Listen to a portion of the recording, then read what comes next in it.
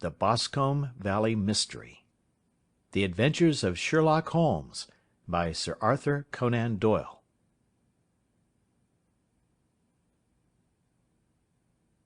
We were seated at breakfast one morning, my wife and I, when the maid brought in a telegram. It was from Sherlock Holmes, and ran in this way: "Have you a couple of days to spare? Have just been wired for from the west of England in connection with Boscombe Valley tragedy. Shall be glad if you will come with me. Air and scenery perfect. Leave Paddington by the 11:15. "What do you say, dear?" said my wife, looking across at me. "Will you go?" "I really don't know what to say. I have a fairly long list at present." "Oh, Anstruther would do your work for you. You have been looking a little pale lately. I think that the change would do you good, and you are always so interested in Mr. Sherlock Holmes's cases." "I should be ungrateful if I were not, seeing what I gained through one of them," I answered. "But if I am to go, I must pack at once, for I have only half an hour." My experience of camp life in Afghanistan had at least had the effect of making me a prompt and ready traveller. My wants were few and simple, so that in less than the time stated I was in a cab with my valise, rattling away to Paddington Station. Sherlock Holmes was pacing up and down the platform, his tall, gaunt figure made even gaunter and taller by his long grey travelling cloak and close-fitting cloth cap. "It is really very good of you to come, Watson," said he. "It makes a considerable difference to me, having someone with me on whom I can thoroughly rely. Local aid is always either worthless or else biased. If you will keep the two corner seats, I shall get the tickets." We had the carriage to ourselves, save for an immense litter of papers which Holmes had brought with him. Among these he rummaged and read, with intervals of note-taking and of meditation, until we were past Reading. Then he suddenly rolled them all into a gigantic ball, and tossed them up on to the rack. "Have you heard anything of the case?" he asked. "Not a word. I have not seen a paper for some days." "The London press has not had very full accounts. I have just been looking through all the recent papers in order to master the particulars. It seems, from what I gather, to be one of those simple cases which are so extremely difficult." "That sounds a little paradoxical." "But it is profoundly true. Singularity is almost invariably a clue.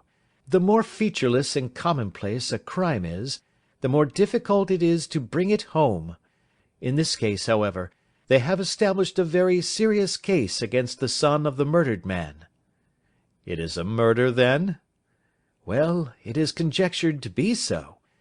I shall take nothing for granted until I have the opportunity of looking personally into it. I will explain the state of things to you, as far as I have been able to understand it, in a very few words.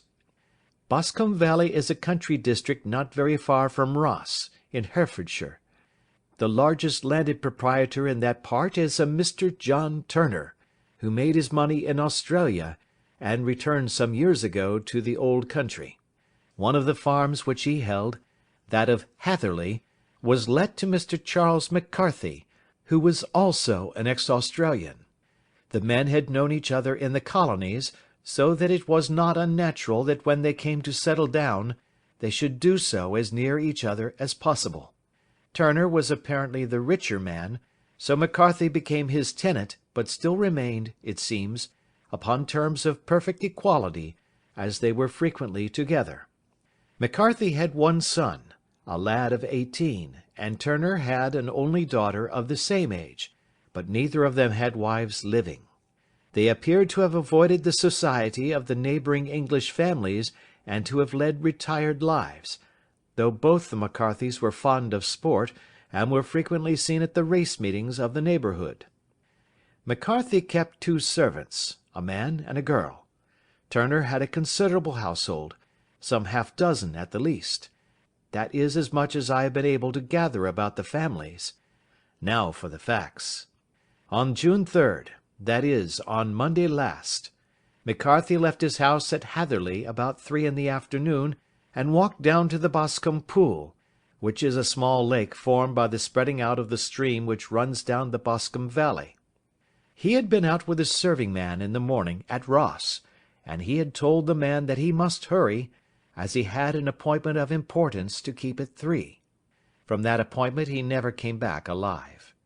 From Hatherley Farmhouse to the Boscombe Pool is 1/4 of a mile, and 2 people saw him as he passed over this ground. One was an old woman, whose name is not mentioned, and the other was William Crowder, a gamekeeper in the employ of Mr. Turner. Both these witnesses depose that Mr. McCarthy was walking alone.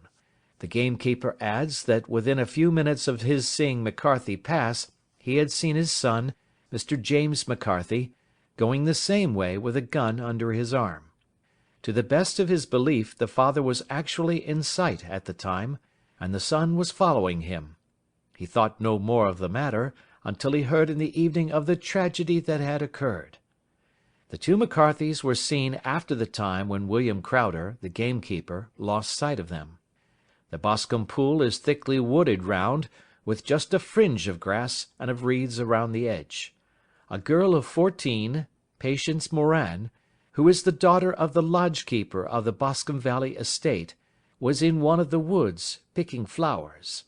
She states that while she was there she saw, at the border of the wood and close by the lake, Mr. McCarthy and his son, and that they appeared to be having a violent quarrel.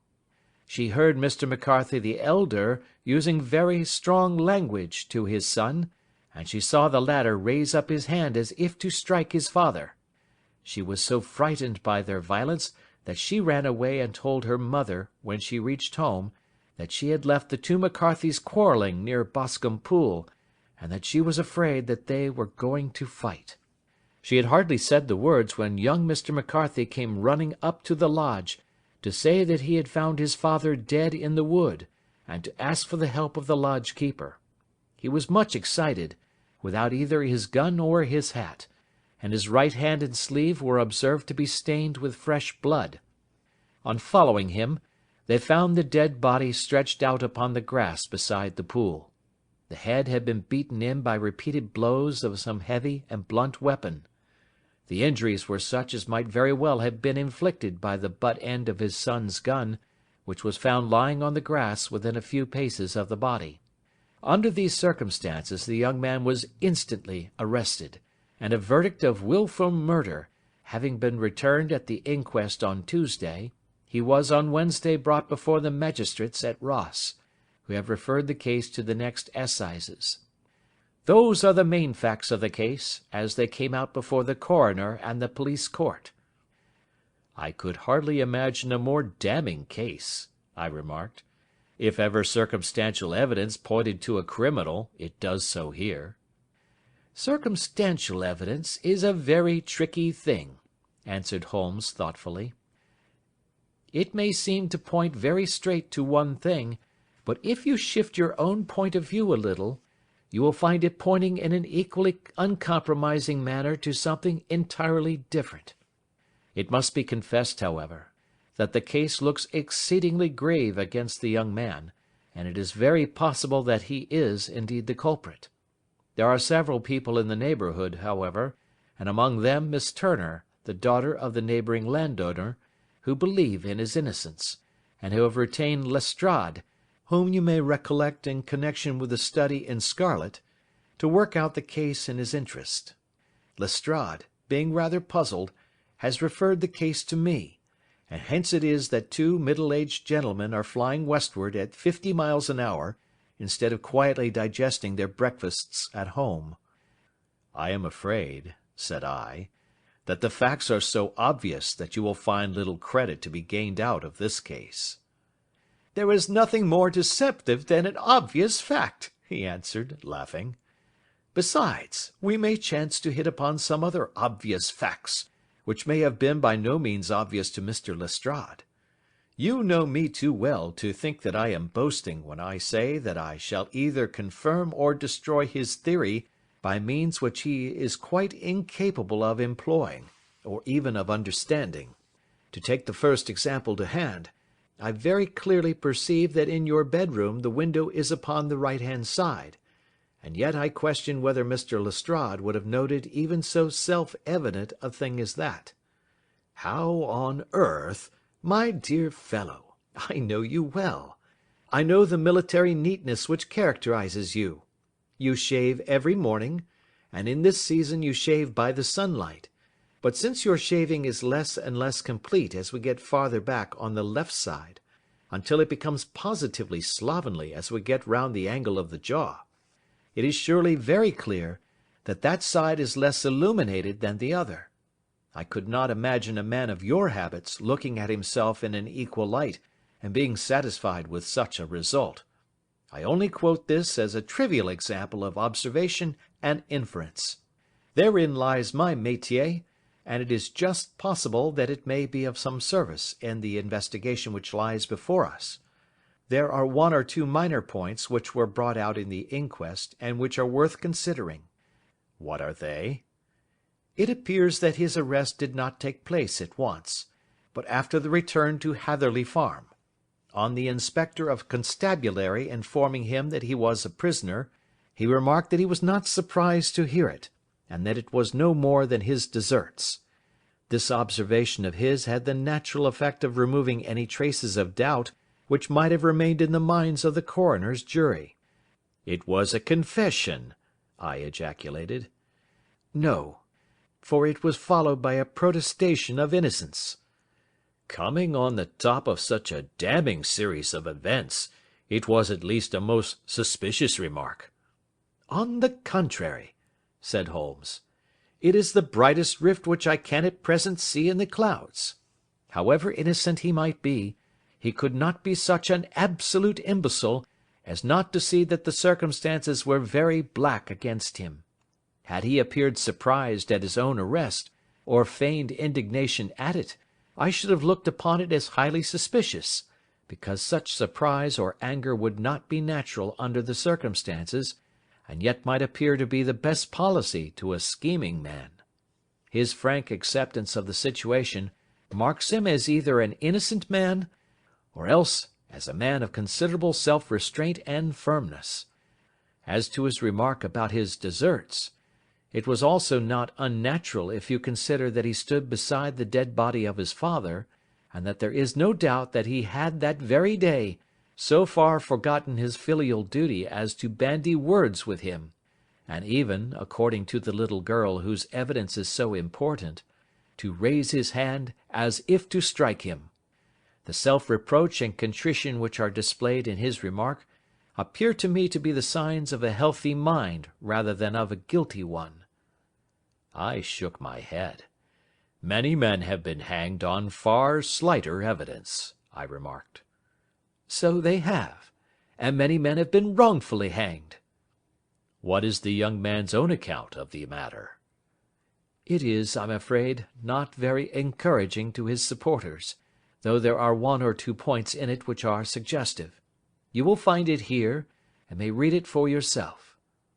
He picked out from his bundle a copy of the local Herefordshire paper, and having turned down the sheet, he pointed out the paragraph in which the unfortunate young man had given his own statement of what had occurred. I settled myself down in the corner of the carriage, and read it very carefully.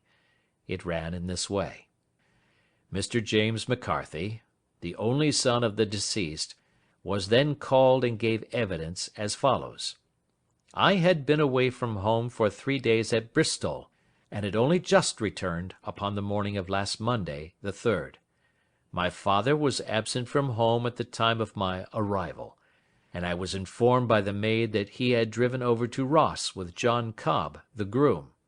Shortly after my return I heard the wheels of his trap in the yard, and looking out of my window, I saw him get out and walk rapidly out of the yard, though I was not aware in which direction he was going. I then took my gun and strolled out in the direction of the Boscombe Pool, with the intention of visiting the rabbit warren which is upon the other side. On my way I saw William Crowder, the gamekeeper, as he had stated in his evidence, but he is mistaken in thinking that I was following my father. I had no idea that he was in front of me. When about 100 yards from the pool I heard a cry of "Coo-ee!" which was a usual signal between my father and myself. I then hurried forward, and found him standing by the pool. He appeared to be much surprised at seeing me, and asked me rather roughly what I was doing there. A conversation ensued which led to high words and almost to blows, for my father was a man of a very violent temper. Seeing that his passion was becoming ungovernable, I left him, and returned towards Hatherley Farm. I had not gone more than 150 yards, however, when I heard a hideous outcry behind me, which caused me to run back again. I found my father expiring upon the ground, with his head terribly injured. I dropped my gun and held him in my arms, but he almost instantly expired. I knelt beside him for some minutes, and then made my way to Mr. Turner's lodge-keeper, his house being the nearest, to ask for assistance. I saw no one near my father when I returned, and I have no idea how he came by his injuries. He was not a popular man, being somewhat cold and forbidding in his manners, but he had, as far as I know, no active enemies. I know nothing further of the matter. The Coroner: Did your father make any statement to you before he died? Witness: He mumbled a few words, but I could only catch some allusion to a rat. The Coroner: What did you understand by that? Witness: It conveyed no meaning to me. I thought that he was delirious. The Coroner: What was the point upon which you and your father had this final quarrel? Witness: I should prefer not to answer. The Coroner: I am afraid that I must press it. Witness: It is really impossible for me to tell you. I can assure you that it has nothing to do with the sad tragedy which followed. The Coroner: That is for the court to decide. I need not point out to you that your refusal to answer will prejudice your case considerably in any future proceedings which may arise. Witness: I must still refuse. The Coroner: I understand that the cry of "Cooee" was a common signal between you and your father? Witness: It was. The Coroner: How was it, then, that he uttered it before he saw you, and before he even knew that you had returned from Bristol? Witness, with considerable confusion: I do not know. A juryman: Did you see nothing which aroused your suspicions when you returned on hearing the cry, and found your father fatally injured? Witness: Nothing definite. The Coroner: What do you mean? Witness: I was so disturbed and excited as I rushed out into the open, that I could think of nothing except of my father. Yet I have a vague impression that as I ran forward something lay upon the ground to the left of me. It seemed to me to be something grey in colour, a coat of some sort, or a plaid perhaps. When I rose from my father I looked round for it, but it was gone. Do you mean that it disappeared before you went for help? Yes, it was gone. You cannot say what it was? No, I had a feeling something was there. How far from the body? A dozen yards or so. And how far from the edge of the wood? About the same.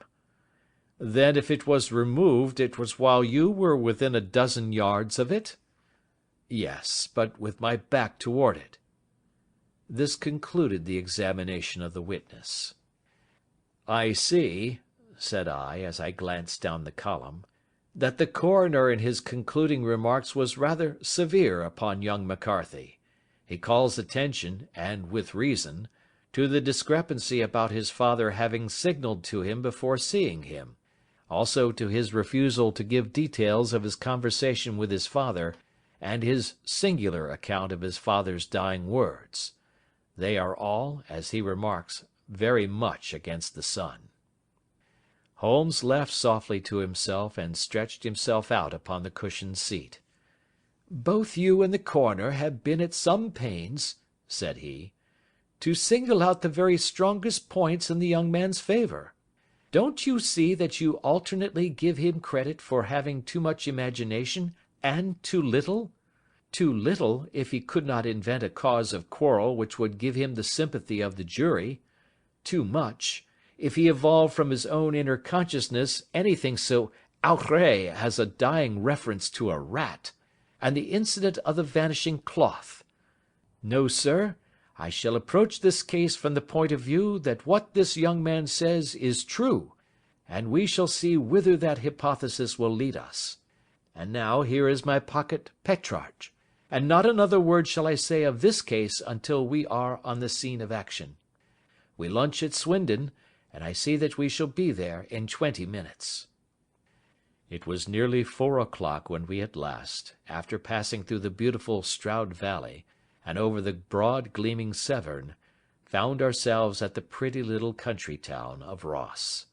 A lean, ferret-like man, furtive and sly-looking, was waiting for us upon the platform. In spite of the light brown dust-coat and leather leggings which he wore in deference to his rustic surroundings, I had no difficulty in recognizing Lestrade, of Scotland Yard. With him we drove to the Hereford Arms, where a room had already been engaged for us. "I have ordered a carriage," said Lestrade, as we sat over a cup of tea. "I knew your energetic nature, and that you would not be happy until you had been on the scene of the crime."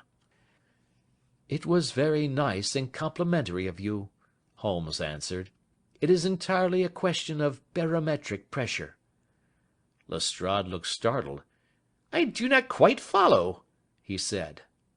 "How is the glass? 29, I see. No wind, and not a cloud in the sky. I have a caseful of cigarettes here which need smoking, and the sofa is very much superior to the usual country hotel abomination. I do not think that it is probable that I shall use the carriage to-night." Lestrade laughed indulgently. "You have, no doubt, already formed your conclusions from the newspapers," he said. "The case is as plain as a pikestaff, and the more one goes into it, the plainer it becomes. Still, of course, one can't refuse a lady, and such a very positive one too. She has heard of you, and would have your opinion, though I repeatedly told her that there was nothing which you could do which I have not already done. Why, bless my soul, here is her carriage at the door." He had hardly spoken before there rushed into the room one of the most lovely young women that I have ever seen in my life. Her violet eyes shining, her lips parted, a pink flush upon her cheeks, all thought of her natural reserve lost in her overpowering excitement and concern. "Oh, Mr. Sherlock Holmes!" she cried, glancing from one to the other of us, and finally, with a woman's quick intuition, fastening upon my companion. "I am so glad that you have come. I have driven down to tell you so. I know that James didn't do it. I know it, and I want you to start upon your work knowing it, too. Never let yourself doubt upon that point. We have known each other since we were little children, and I know his faults as no one else does, but he is too tender-hearted to hurt a fly. Such a charge is absurd to anyone who really knows him." "I hope we may clear him, Miss Turner," said Sherlock Holmes. "You may rely upon my doing all that I can." "But you have read the evidence? You have formed some conclusion? Do you not see some loophole, some flaw? Do you not yourself think that he is innocent?"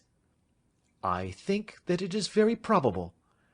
"There now!" she cried, throwing back her head and looking defiantly at Lestrade. "You hear? He gives me hopes." Lestrade shrugged his shoulders. "I am afraid that my colleague has been a little quick in forming his conclusions," he said. "But he is right. Oh, I know that he is right. James never did it, and about his quarrel with his father, I am sure that the reason why he would not speak about it to the coroner was because I was concerned in it." "In what way?" asked Holmes. "It is no time for me to hide anything. James and his father had many disagreements about me. Mr. McCarthy was very anxious that there should be a marriage between us. James and I have always loved each other as brother and sister, but of course he is young and has seen very little of life yet, well, he naturally did not wish to do anything like that yet. And there were quarrels, and this, I am sure, was one of them." "And your father?" asked Holmes. "Was he in favour of such a union?" "No, he was quite averse to it also. No one but Mr. McCarthy was in favour of it." A quick blush passed over her fresh young face as Holmes shot one of his keen, questioning glances at her. "Thank you for this information," said he. "May I see your father if I call to-morrow?" "I am afraid the doctor won't allow it." "The doctor?" "Yes. Have you not heard? Poor father has never been strong for years back, but this has broken him down completely. He is taken to his bed, and Dr. Willows says that he is a wreck, and that his nervous system is shattered. Mr. McCarthy was the only man alive who had known Dad in the old days in Victoria." "Ha! In Victoria! That is important." "Yes, at the mines." "Quite so, at the gold mines, where, as I understand, Mr. Turner made his money." "Yes, certainly." "Thank you, Miss Turner. You have been of material assistance to me." "You will tell me if you have any news to-morrow. No doubt you will go to the prison to see James. Oh, if you do, Mr. Holmes, do tell him that I know him to be innocent." "I will, Miss Turner."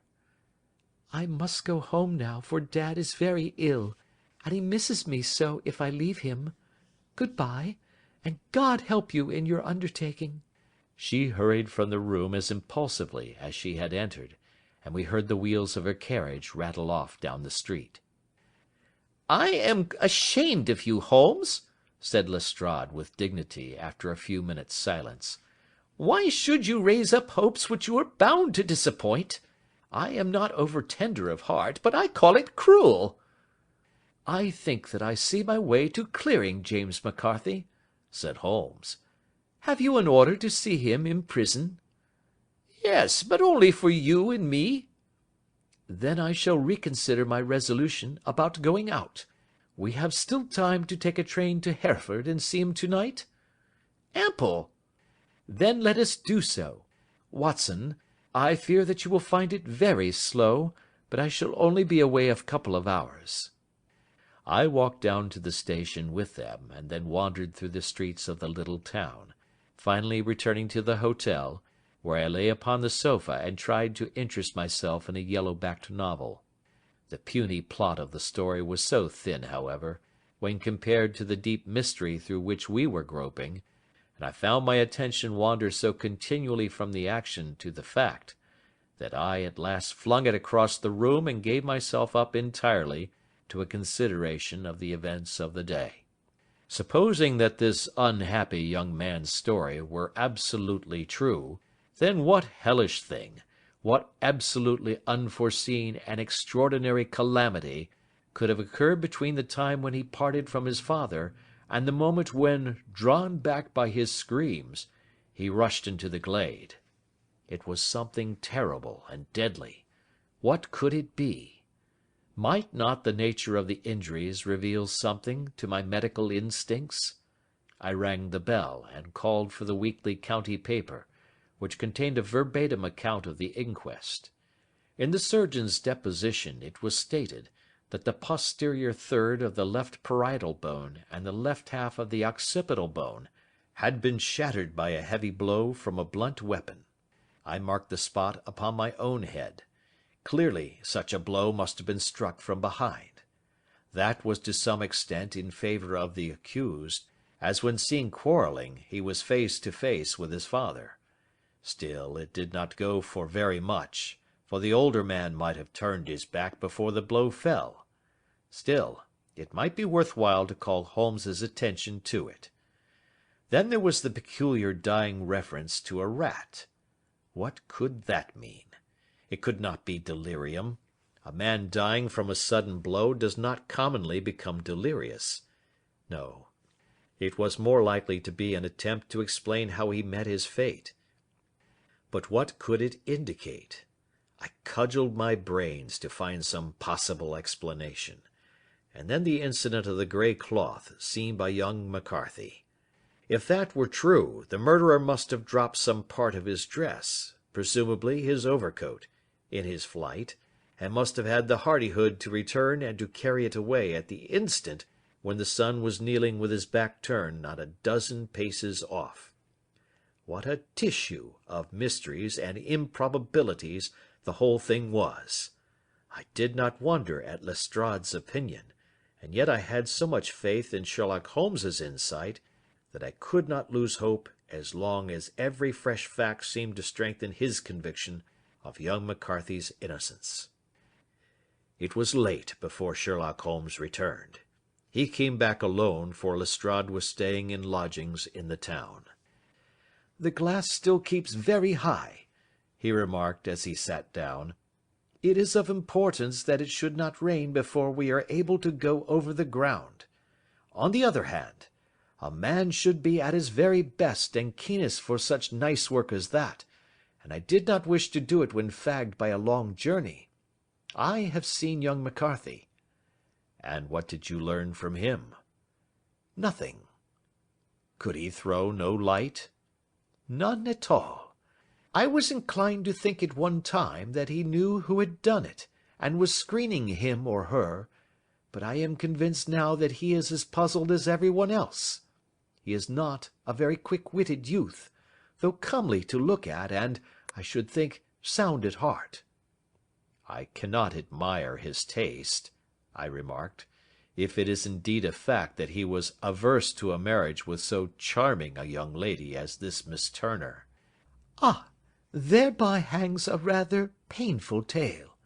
This fellow is madly, insanely in love with her, but some 2 years ago, when he was only a lad, and before he really knew her, for she had been away 5 years at a boarding school, what does the idiot do but get into the clutches of a barmaid in Bristol, and marry her at a registry office? No one knows a word of the matter, but you can imagine how maddening it must be to him to be upbraided for not doing what he would give his very eyes to do, but what he knows to be absolutely impossible. It was sheer frenzy of this sort which made him throw his hands up into the air when his father, at their last interview, was goading him on to propose to Miss Turner. On the other hand, he had no means of supporting himself, and his father, who was by all accounts a very hard man, would have thrown him over utterly had he known the truth.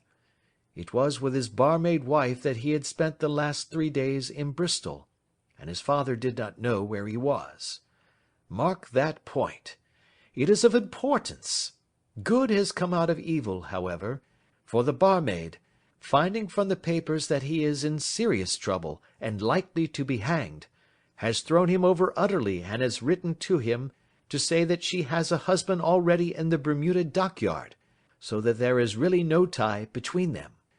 I think that that bit of news has consoled young McCarthy for all that he has suffered." "But if he is innocent, who has done it?" "Ah, who? I would call your attention very particularly to 2 points. One is that the murdered man had an appointment with someone at the pool, and that the someone could not have been his son, for his son was away, and he did not know when he would return. The second is that the murdered man was heard to cry "Cooee" before he knew that his son had returned. Those are the crucial points upon which the case depends. And now let us talk about George Meredith, if you please, and we shall leave all minor matters until tomorrow." There was no rain, as Holmes had foretold, and the morning broke bright and cloudless. At 9 o'clock Lestrade called for us with the carriage, and we set off for Hatherley Farm and the Boscombe Pool. "There is serious news this morning," Lestrade observed. "It is said that Mr. Turner, of the Hall, is so ill that his life is despaired of." "An elderly man, I presume?" said Holmes. "About 60. but his constitution has been shattered by his life abroad, and he has been in failing health for some time. This business has had a very bad effect upon him. He was an old friend of McCarthy's, and, I may add, a great benefactor to him, for I have learned that he gave him Hatherley Farm rent-free."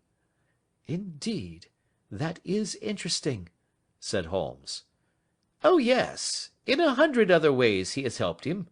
Everybody about here speaks of his kindness to him.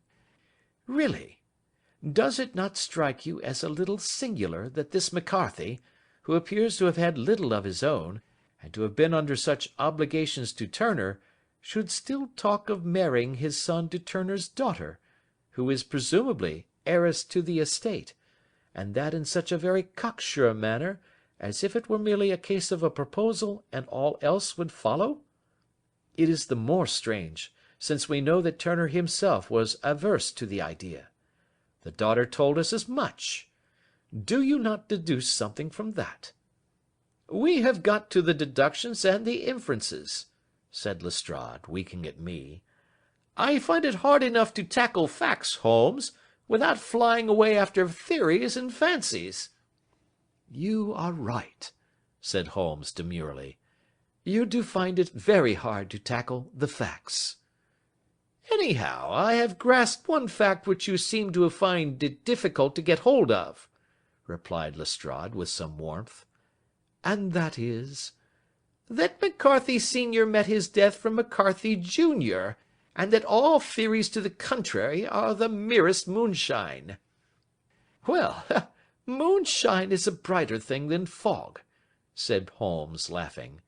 "But I am very much mistaken if this is not Hatherley Farm upon the left." "Yes, that is it." It was a wide-spread, comfortable-looking building, two-storied, slate-roofed, with great yellow blotches of lichen upon the grey walls. The drawn blinds and the smokeless chimneys, however, gave it a stricken look, as though the weight of this horror still lay heavy upon it.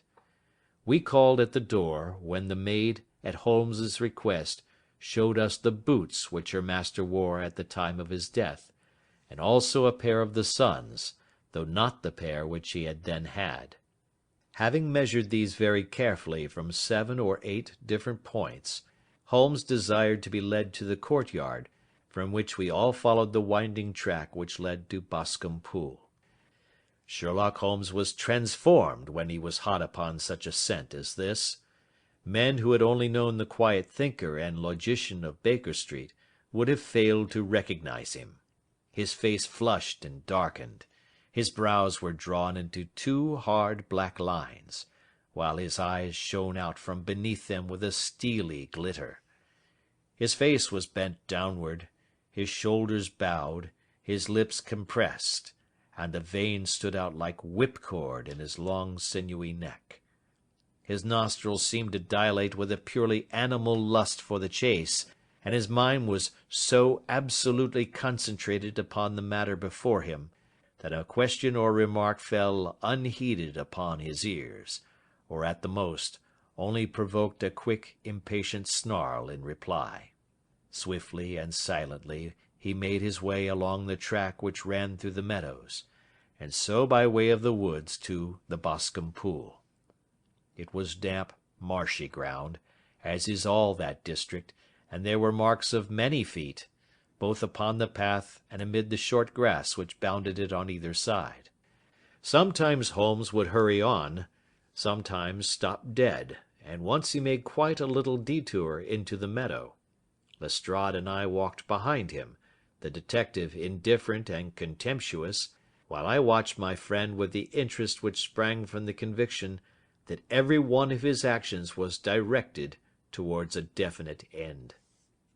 The Boscombe Pool, which is a little reed-girt sheet of water some 50 yards across, is situated at the boundary between the Hatherley Farm and the private park of the wealthy Mr. Turner. Above the woods which lined it upon the farther side we could see the red jutting pinnacles which marked the site of the rich landowner's dwelling. On the Hatherley side of the pool the woods grew very thick, and there was a narrow belt of sodden grass 20 paces across, between the edge of the trees and the reeds which lined the lake.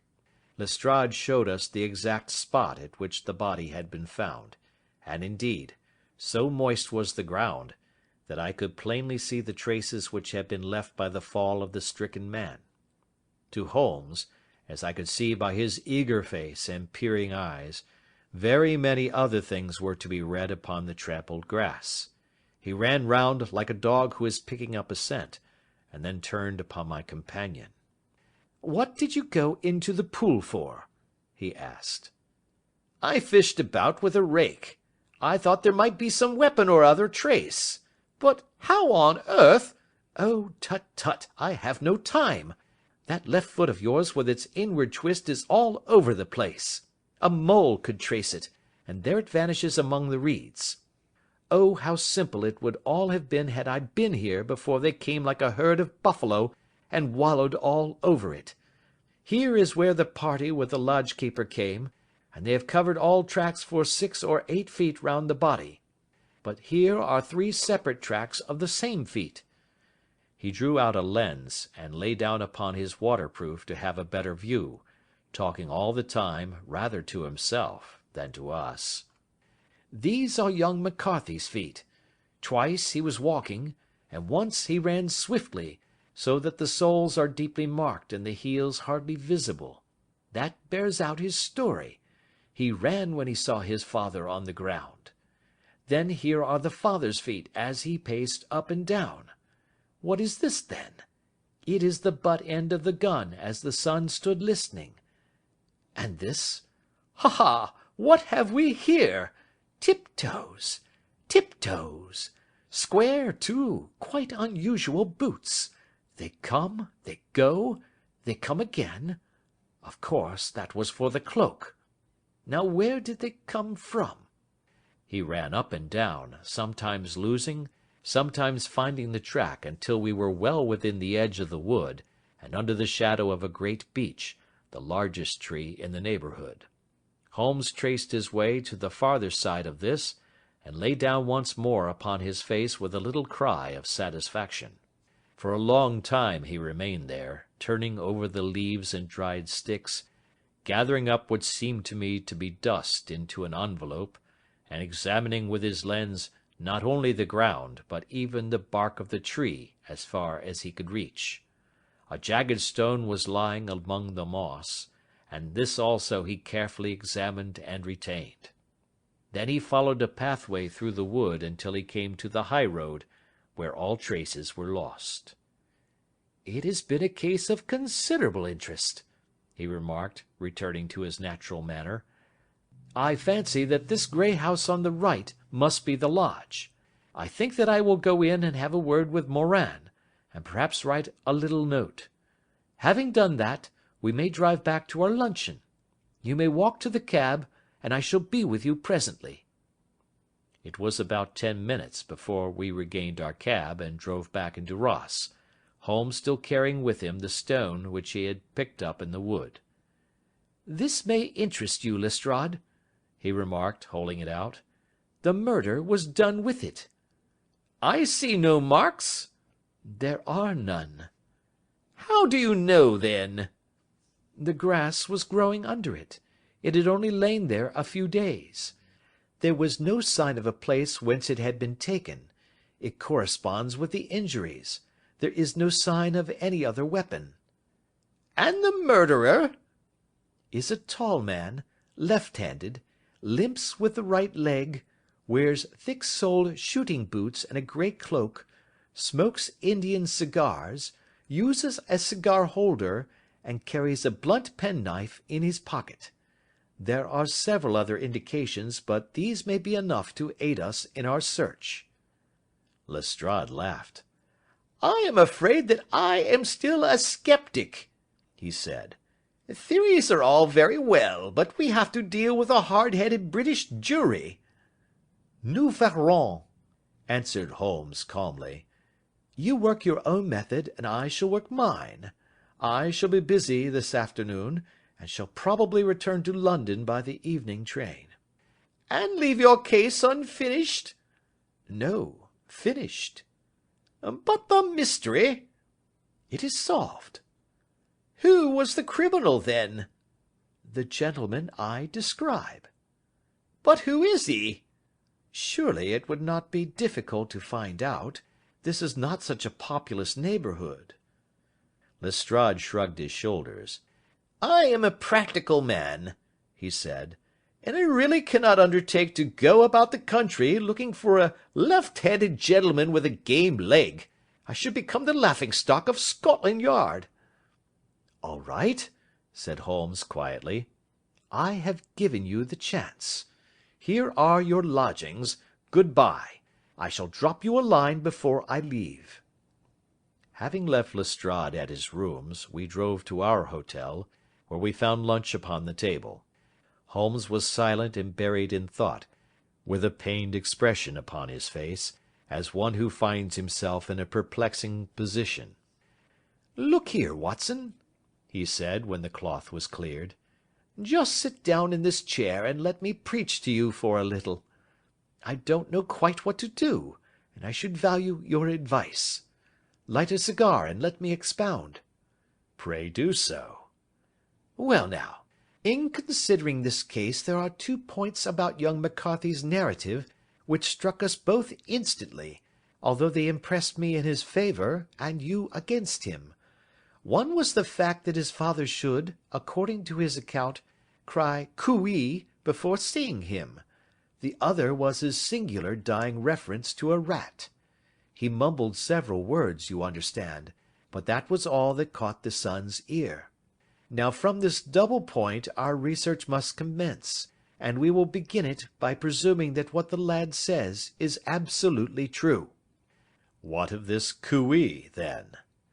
"Well, obviously, it could not have been meant for the son. The son, as far as he knew, was in Bristol. It was mere chance that he was within earshot. The cooee was meant to attract the attention of whoever it was that he had the appointment with. But cooee is a distinctly Australian cry, and one which is used between Australians. There is a strong presumption that the person whom McCarthy expected to meet him at Boscombe Pool was someone who had been in Australia." "What of the rat, then?" Sherlock Holmes took a folded paper from his pocket and flattened it out on the table. "This is a map of the colony of Victoria," he said. "I wired to Bristol for it last night." He put his hand over part of the map. "What do you read?" "A rat," I read. "And now?" He raised his hand. "Ballarat." "Quite so. That was the word the man uttered, and of which his son only caught the last 2 syllables. He was trying to utter the name of his murderer, so-and-so of Ballarat." "It is wonderful!" I exclaimed. "It is obvious. And now you see I had narrowed the field down considerably. The possession of a grey garment was a 3rd point which, granting the son's statement to be correct, was a certainty. We have come now out of mere vagueness to the definite conception of an Australian from Ballarat with a grey cloak." "Certainly." "And one who was at home in the district, for the pool can only be approached by the farm or by the estate, where strangers could hardly wander." "Quite so." "Then comes our expedition of to-day. By an examination of the ground I gained the trifling details which I gave to that imbecile Lestrade, as to the personality of the criminal." "But how did you gain them?" "You know my method. It is founded upon the observation of trifles." "His height I know that you might roughly judge from the length of his stride. His boots, too, might be told from their traces." "Yes, they were peculiar boots." "But his lameness?" "The impression of his right foot was always less distinct than his left. He put less weight upon it. Why? Because he limped. He was lame." "But his left-handedness?" "You were yourself struck by the nature of the injury as recorded by the surgeon at the inquest.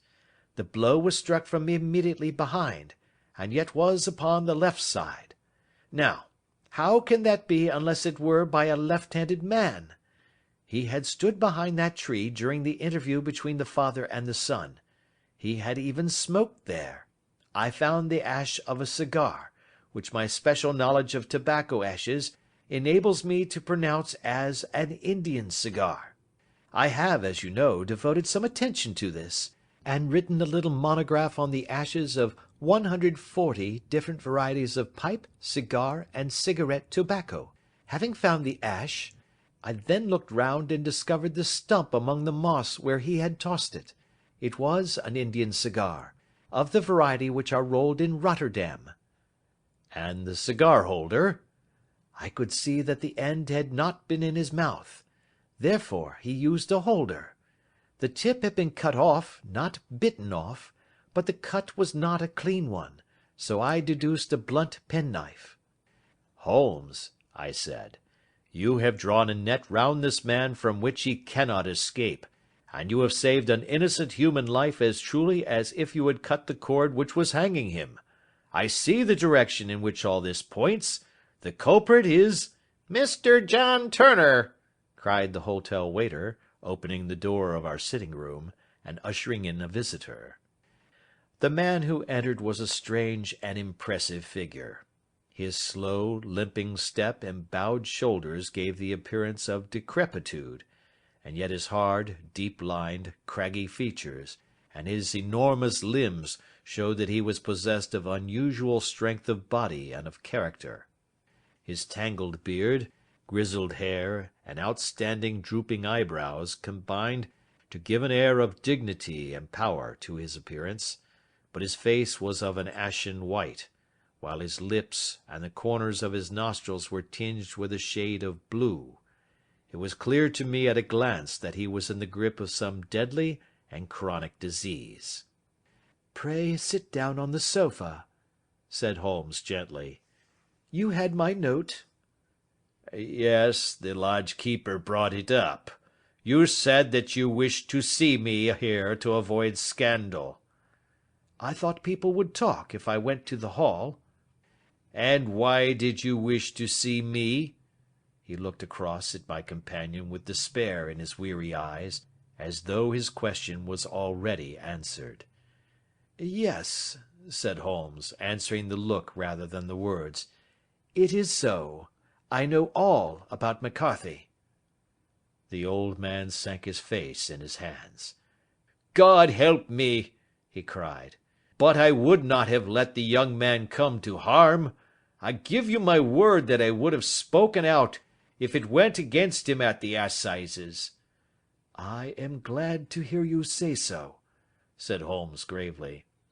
"I would have spoken now had it not been for my dear girl.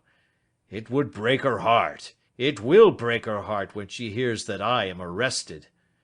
"It may not come to that," said Holmes. "What?" "I am no official agent. I understand that it was your daughter who required my presence here, and I am acting in her interests. Young McCarthy must be got off, however." "I am a dying man," said old Turner. "I have had diabetes for years. My doctor says it is a question whether I shall live a month. Yet I would rather die under my own roof than in a jail." Holmes rose and sat down at the table with his pen in his hand and a bundle of paper before him. "Just tell us the truth," he said. "I shall jot down the facts. You will sign it, and Watson here can witness it. Then I could produce your confession at the last extremity to save young McCarthy. I promise you that I shall not use it unless it is absolutely needed." "It's as well," said the old man. "It's a question whether I shall live to the assizes, so it matters little to me, but I should wish to spare Alice the shock. And now I will make the thing clear to you. It has been a long time in the acting, but will not take me long to tell. You didn't know this dead man, McCarthy. He was a devil incarnate. I tell you that. God keep you out of the clutches of such a man as he. His grip has been upon me these 20 years, and he has blasted my life. I'll tell you first how I came to be in his power. It was in the early 60s, at the diggings. I was a young chap then, hot-blooded and reckless, ready to turn my hand at anything. I got among bad companions, took to drink, had no luck with my claim, took to the bush, and in a word became what you would call over here a highway robber. There were 6 of us, and we had a wild, free life of it, sticking up a station from time to time, or stopping the wagons on the road to the diggings. Black Jack of Ballarat was the name I went under, and our party is still remembered in the colony as the Ballarat Gang. One day, gold convoy came down from Ballarat to Melbourne, and we lay in wait for it and attacked it. There were 6 troopers and 6 of us, so it was a close thing, but we emptied 4 of their saddles at the first volley. 3 of our boys were killed, however, before we got the swag. I put my pistol to the head of the wagon driver, who was this very man McCarthy. I wished to the Lord that I had shot him then, but I spared him, though I saw his wicked little eyes fixed on my face, as though to remember every feature. We got away with the gold, became wealthy men, and made our way over to England without being suspected. There I parted from my old pals and determined to settle down to a quiet and respectable life. I bought this estate, which chanced to be in the market, and I set myself to do a little good with my money, to make up for the way in which I had earned it. I married, too, and though my wife died young, she left me my dear little Alice. Even when she was just a baby, her wee hand seemed to lead me down the right path as nothing else had ever done. In a word, I turned over a new leaf, and did my best to make up for the past. All was going well when McCarthy laid his grip upon me. I had gone up to town about an investment, and I met him in Regent Street with hardly a coat to his back or a boot to his foot. "Here we are, Jack," says he, touching me on the arm. "We'll be as good as a family to you. There's 2 of us, me and my son, and you can have the keeping of us. If you don't, it's a fine law-abiding country is England, and there's always a policeman within hail." Well, down they came to the West Country. There was no shaking them off, and there they have lived rent-free on my best land ever since. There was no rest for me, no peace, no forgetfulness. Turn where I would, there was his cunning, grinning face at my elbow. It grew worse as Alice grew up, for he soon saw I was more afraid of her knowing my past than of the police. Whatever he wanted he must have, and whatever it was I gave him without question, land, money, houses, until at last he asked a thing which I could not give. He asked for Alice. His son, you see, had grown up, and so had my girl, and as I was known to be in weak health, it seemed a fine stroke to him that his lad should step into the whole property. But there I was firm. I would not have his cursed stock mixed with mine. Not that I had any dislike to the lad, but his blood was in him, and that was enough.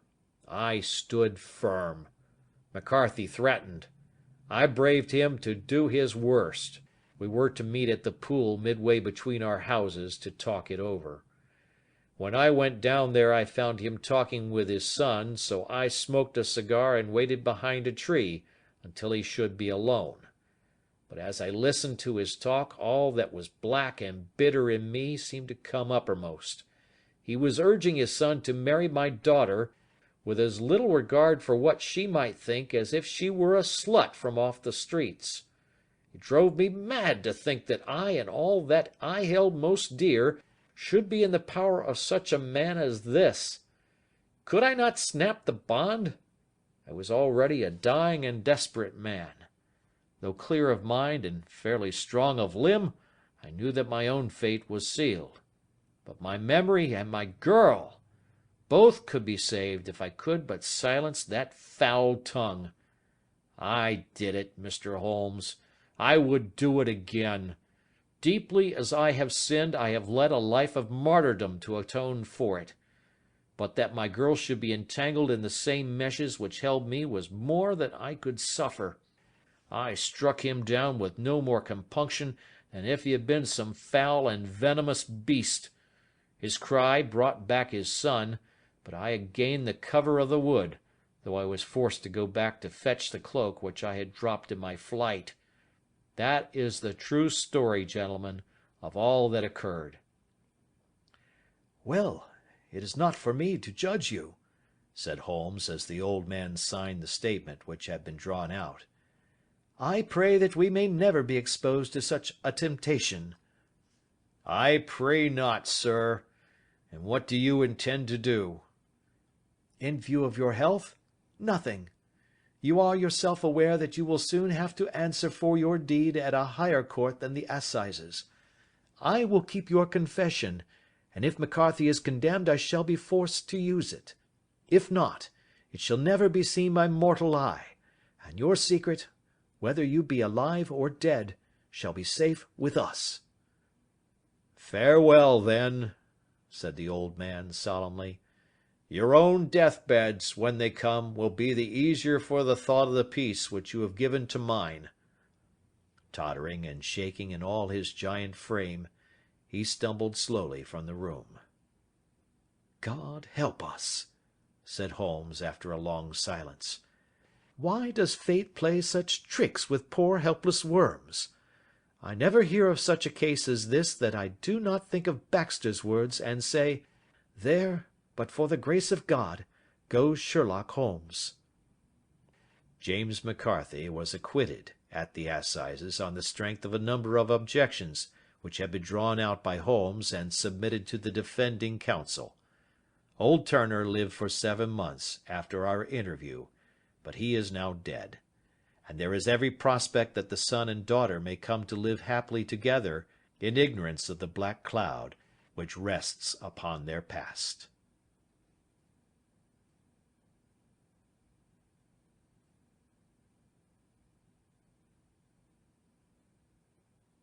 End of the Boscombe Valley Mystery by Sir Arthur Conan Doyle.